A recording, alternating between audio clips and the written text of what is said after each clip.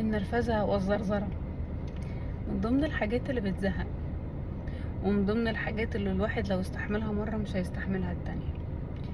ان انت تتزرزر على حد او تتخلق عليه. شايف نفسك عليا ليه؟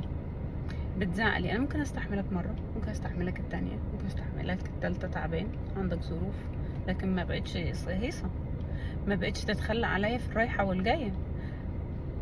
لو انا بستحملك دلوقتي عشان بحبك، بعد شوية الحب هيروح. لو انا بستحملك عشان ليا عندك حاجة، اكيد هعمل بلان الحاجة دي هتروح. لو انا بستحملك عشان مش قادرة ابعد عنك دلوقتي، اكيد هوصل في مرحلة من مراحل الالم ان انا برضو همشي، مش هستحمل ده كتير. فتتخلى عليه بتاع ايه؟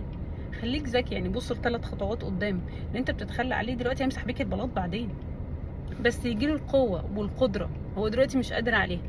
الكلام ده وايا كان، ايا كان اللي انت فيه، مش مسموح لك ابدا ابدا ان انت تهين حد وتوجعه، هو ملوش ذنب. واوعوا تيجوا على الناس عشان عارفين ان هو بتحبكم، لان دي ميكانيزم العقل بيعملها. يعني حد بياخد بالشبشب من حته، فيجي يفرغها في حد تاني، عارف ان الحد تاني ده مش قادر يمشي، او ان هو بيحبه، او ان هو يستحمله. ما تراهنوش على ده، لان اقسم بالله بتصحوا على قفا انتوا مش متخيلينه.